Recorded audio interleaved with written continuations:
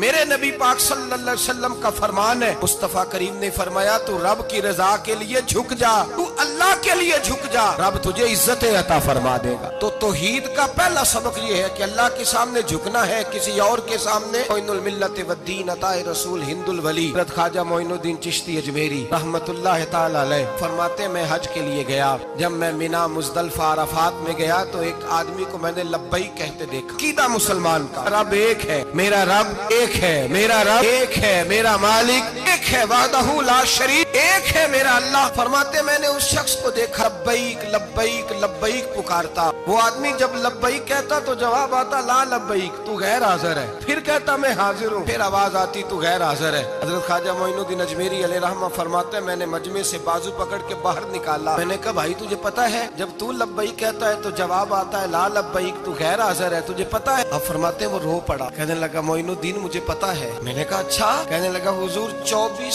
سال بیت گئے، میں ہر سال حج کرنے آتا ہوں، یہ میرا 24واں حج ہے، ہر سال آ کے کہتا ہوں لبیک لبیک، میں مصطفیٰ کریم کا وسیلہ لیے حاضر ہوں، لبیک لبیک۔ یہ بے نیاز ہے، ہر سال مجھے کہتا ہے لا لبیک، تو غیر حاضر ہے، ہر سال کہتا ہے۔ خواجہ صاحب فرماتے ہیں اس کی بات سنی تو میرے وجود کے رونگٹے کھڑے ہو گئے۔ میں نے کہا پھر تو ہر سال آ جاتا ہے، ہر سال ہی آ جاتا ہے، 24 سال ہو گئے ہر سال۔ فرماتے اس نے توحید بیان کی تو میری چیخیں نکل گئیں، میدان عرفات میں کھڑے ہو کس نے توحید کا اعلان کیا تو میرا وجود تڑپنے لگا، آہیں اور سسکیاں نکلنے لگیں۔ کہنے لگا معین الدین ایک ہی تو رب ہے، یہاں نہ ہوں تو کہاں جاؤں، تو کوئی اور رب بتا دے میں وہاں چلا جاتا ہوں، اب ہے ہی ایک، کہیں اس کے دروازے پہ رکھے تب بھی ٹھیک ہے، نہ رکھے بھی اس کی بے نیازی ہے یہی، کہاں جاؤں، اس کے دروازے پہ جھکوں، یہی میرا مالک، یہی میرا خالق، یہی میرا رازق۔ خواجہ صاحب فرماتے میں وہاں کھڑا تھا، عاطف غیب سے آواز آئی معین الدین تو پیچھے ہٹ جا، یہ میرا اور میرے بندے کا معاملہ ہے، تو اس کے بیچ نہ آ،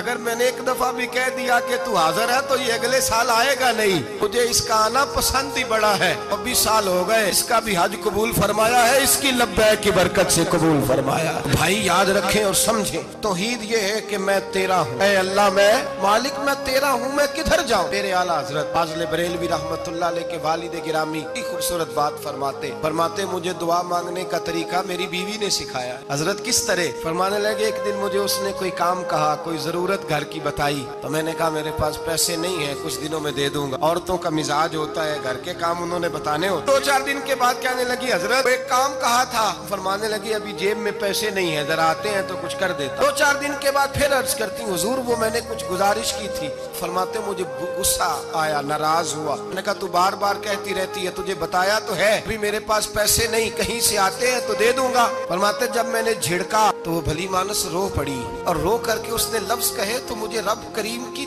توحید سکھا گئی اور مجھے اللہ سے مانگنے کا طریقہ بتلا گئی۔ وہ کہ کہنے لگی حضور آپ ہی تو میرے خامد ہیں، بتائیے آپ سے نہ کہوں تو میں کس سے جا کے کہوں، کون ہے میرا اور کس سے جا کے کہوں، کس سے جا کے میں کہوں کہ میرا یہ غم بانٹ دیا جائے۔ آپ فرماتے اس نے بات کہی تو میں رونے لگا، مجھے کہنے لگی حضور کیا ہوا آپ رو پڑے؟ تو میں نے کہا سمجھ آ گئی ہے، جب میں بھی کہوں گا نا مولا میں بڑا پریشان ہوں، میں دکھی ہوں، تکلیف میں ہوں، آزمائش میں ہوں، میں بیمار ہوں، اے اللہ اولاد کی وجہ سے پریشان ہوں، اے اللہ میں جوان بیٹی کے سبب سے پریشان ہوں، اے اللہ فلاں تکلیف سے پریشان ہوں، اے اللہ میر زبانہ میری غربت کا مذاق اڑاتا ہے، اے اللہ جائیدادوں والے مجھ بے گھر کو ستاتے ہیں، اے مولا زمانے کی تیز دھوپ آ گئی ہے، تو ہی میرا رب ہے، بتا تجھے نہ کہوں تو کس سے کہوں، تیری بارگاہ میں عرض نہ کروں تو کدھر جاؤں، تیرے حضور ناز نہ ہوں تو کہاں جاؤں۔ فرماتے ہیں جب میں یوں رو کے دعا کروں گا تو عرش کا مالک یقیناً دروازے کھول کے فرمائے گا میرا بندہ جو مانگتا ہے اسے فوراً عطا فرما دو، جو کہتا ہے اسے دے دو۔ اللہ کی بارگاہ میں جھکے گا تو اللہ کے حضور توحید کا تجھے رزلٹ یہ ملے گا کہ جگہ جگہ جھکنے سے تو بچ جائے۔ دوسرا فائدہ توحید کا یہ ہوتا ہے کہ عالمگیر سوچ پیدا ہوتی ہے، عالمگیر۔ توحید باری تعالیٰ کا معنی یہ ہے کہ ساری کائنات کو رب نے پیدا فرمایا ہے۔ نبی پاک نے فرمایا الخلق ویال اللہ احب الخلق الی اللہ ما احسن الی یالہ، ساری مخلوق اللہ کا خاندان ہے اور اللہ اس بندے سے محبت کرتا ہے جو اس کی مخلوق سے پیار کرتا ہے۔ یہ سوچ پیدا ہوگی، سوچ۔ جب تو اللہ تبارک و تعالیٰ کی توحید کو مانے گا تو پھر تیری توجہ جائے گی کہ تیرے نبی پاک نے فرمایا ہے سارے انسانوں کو اللہ نے بنایا ہے، کوئی اجمی نہیں، کوئی عربی نہیں، کوئی گورا نہیں، کوئی کالا نہیں، کوئی اونچا نہیں، کوئی نیچا نہیں، کوئی غریب نہیں، کوئی امیر نہیں، ایک ہی صف میں کھڑے ہو گئے محمود و ایاز۔ نہ کوئی بندہ رہا، نہ کوئی بندہ نواز، بنداؤ صاحبو محتاج و غنی ایک ہوئے، اور تیری سرکار میں پہنچے تو سبھی ایک ہوئے۔